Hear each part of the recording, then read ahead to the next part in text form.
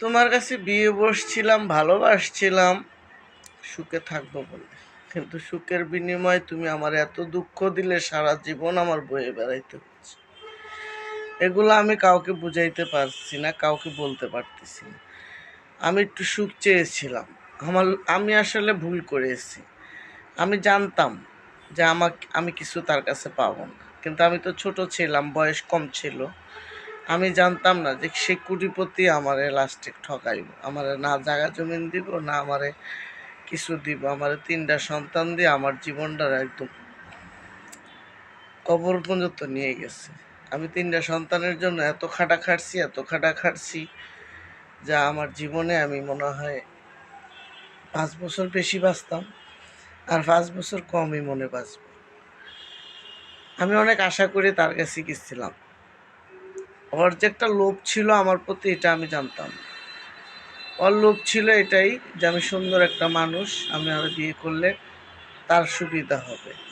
কিন্তু আমি বোকা মানুষ, আহ, চিন্তা করছি যে তাকে বিয়ে করলে আমি 4টা ভাত পাবো, আমি একটু সুখে থাকতে পারবো, আমি একটু ভালো থাকতে পারবো, আমি একটু ভালো খাইতে পারবো।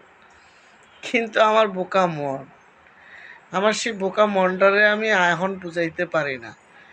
তখন বয়স কম ছিল, মনে করছি যে না, উনি আমাকে অনেক সুখে রাখবে, ভালো রাখবে। আমি কোনোদিন তার কাছে থেকে একটা নতুন জামা কাপড় পাই নাই, ভালো একটু খাবারও পাই নাই, কি ভালো একটা বিছানাও ছিল না, ভালো একটা শীতের পোশাকও দিত না, গরমের একটা জামাও বানাই দিত না। আমি বোকা মানুষ, আমি কি জানতাম যে ওই মানুষটাই আমাকে ঠকাবে, যে মানুষটাই আমাকে, আমার সেই বোকা মন, আমার সেই বোকা মনটারে আমি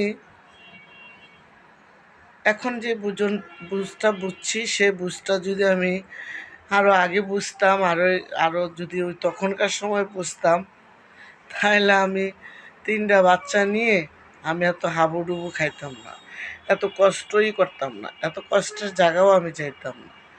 কিন্তু আমাকে এমনভাবে ঠকাইছে যা আর কোনো প্রমাণ রাখা যায় নাই।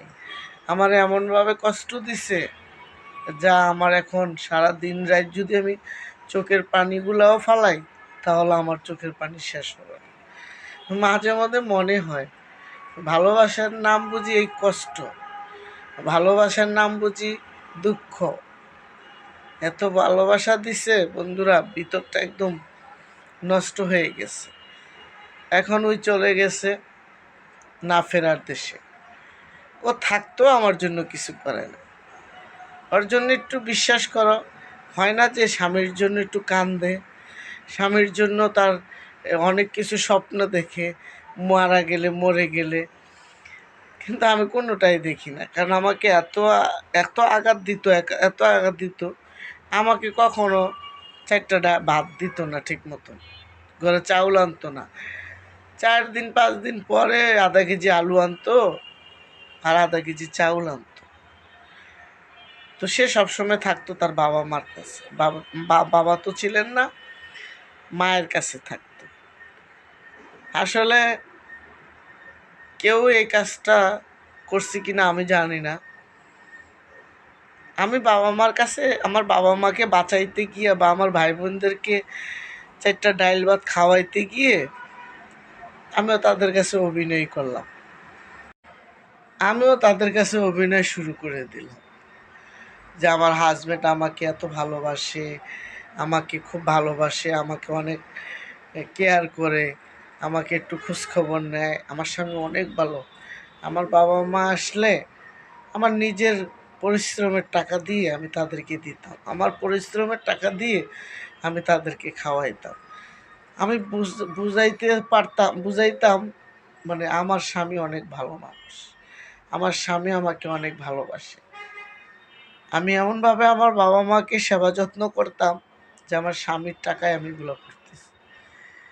আসলে এখন মনে হয় যে জীবনে যে কত বড় ভুল করছি, কত বড় সিদ্ধান্ত নিছিলাম যে তাকে বিয়ে করে আমি সুখে থাকবো। আমার লোভে কাজ করছে।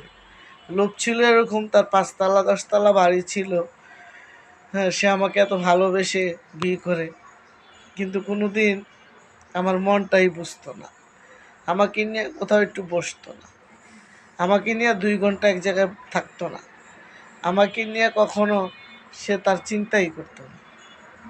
চরম ঠকাইছে বন্ধুরা, চরম। এখন মরে গেছে বলে তা বলি না, মরে গেছে বললেই মনে পড়ে। তাহলে তো তোমাদের সাথে আমি শেয়ার করতাম যে আমার স্বামী আমাকে এই দিছে সেই দিছে, আমি ভালো আছি। আমি যে ঘরটার মধ্যে থাকি এটা আমার রোজগারের পয়সায় ভাড়া দিয়ে থাকি। আমি যে আমার 3 সন্তানকে মানুষ করছি, বড় করছি, সেগুলো আমার রোজগারের পয়সা। আমি লেখাপড়া জানতাম না, কিন্তু আমি রোজগার করতে জানতাম। কিন্তু আমাকে তো কেউ ডাক দিত না, আমার কেউ পাশে বসাইতো না, কেউ আমাকে বলতো না তোর 3টা ছেলে মেয়ে চলতে কষ্ট হয়, একটা আমাদেরকে দিয়ে দে। আমার একটা সন্তানকে কেউ নিয়ে 2 দিন রাখে নাই, বা কেউ বলেও নাই, এরকম মানুষটা আমার ছিল না। আসলে বুক ফাইটা কান্না আসে, তবে আমার মনে হয় কান্না যখন আসে, কান্না করা ভালো, তাহলে মনটা হালকা হয়। তো আমাকে বন্ধুরা স্বামী নাকি অনেক কিছু দেয়, আমি স্বামীর না আদর যত্ন পাইছি, না স্বামীর থেকে 3 বেলা 3 মুঠো ভাত পাইছি, না স্বামীর কাছ থেকে একটু ভালো আচরণ পাইছি, না স্বামীর থেকে মহামারী কিছু পরনের শাড়ি বলো জামা কাপড় বলো কিছু পাইছি, কিচ্ছু পাইনি। কিছু দিত না, কখনো দিত না। তো আমার যদি ওর সাথে কখনো হাসরের ময়দানে দেখা হয়, আমার যে চরম ঠকানটা ঠকাইছে, আমার যে 3টা বাচ্চা নিয়ে আমার জীবনে যে কষ্টটা করছি, তার জন্য তার হাসরের ময়দানে আমি আগে ধরব। আমি আল্লাহর কাছে ওই বিচারটা আমি আগে চাই, যে আমার পাশে কেউ ছিল না, আমি না জানতাম লেখাপড়া, না জানতাম আমি ছিলাম শিক্ষিত, কোনোটাই ছিলাম না আমি। কিন্তু আমার 3টা বাচ্চারে আমি পালতে যেয়ে আমার জীবনের যত শরীরের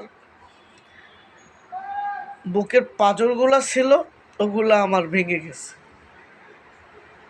এখন কাজ করি, খাই, আগে যে রুমটা ছিলাম এখনও সেম এই রুমটাই আছে। এখন যে ভালো আছি, ভালো খাচ্ছি তাও না,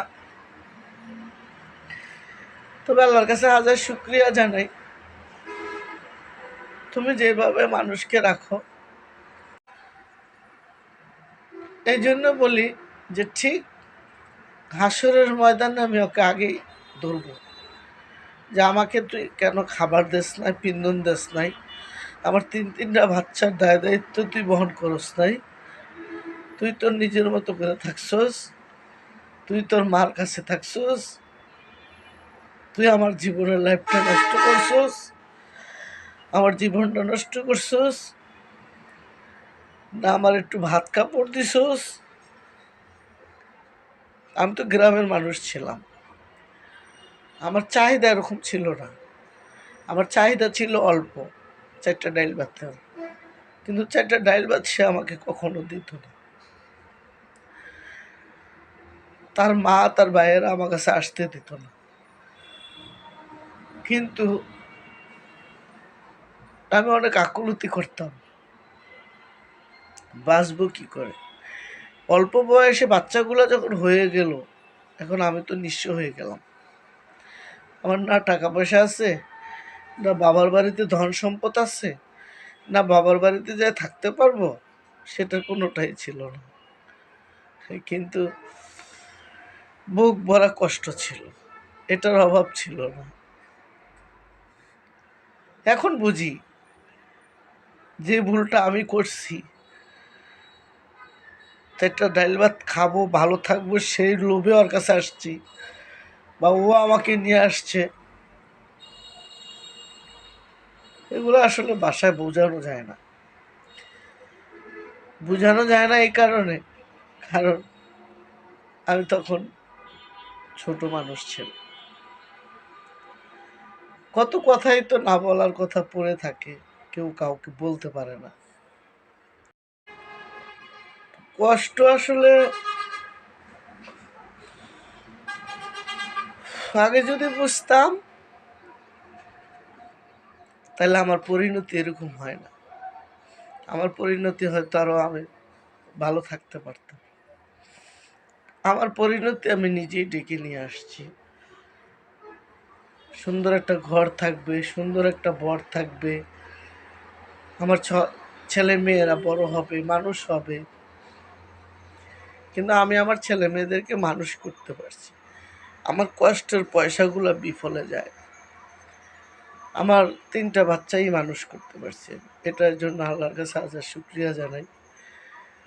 আমি জীবনে যা কষ্ট করছি, বিশ্বাস করে এখন আমার শরীরে বিন্দু মাত্র পরিমাণ গায়ে জোর নাই। আমি সব জোর হারায় ফেলাইছি। কারণ কি, কষ্ট করতে করতে এই জায়গায় আসছি। তবে আমার যে এই ঠকানটা ঠকাইছস, হাসরের ময়দানে যেন তুই যেন পার না পাস। চরম ঠকান ঠকাইছে বন্ধুরা, আমাকে চরম ঠকান। আমি যে বাতের জন্য পাগল ছিলাম, সেই বাতই আমাকে দিত না। 3 দিন 4 দিন পর আধা কেজি চাইলাম। কখনো আমাকে ভালো একটা জামা কাপড় দিত না। একটা ঈদ আসলে বন্ধুরা কখনো আমাকে আধা কেজি গরুর মাংস দিত না। কষ্ট লাগে মনে হইলে। আমি তাকে বলতাম, বিশ্বাস করো বন্ধুরা, আমি অনেক বলতাম। বন্ধুরা প্রায় সময়কে বলতাম, তোর বিচার যেন উপর আল্লাহ করে।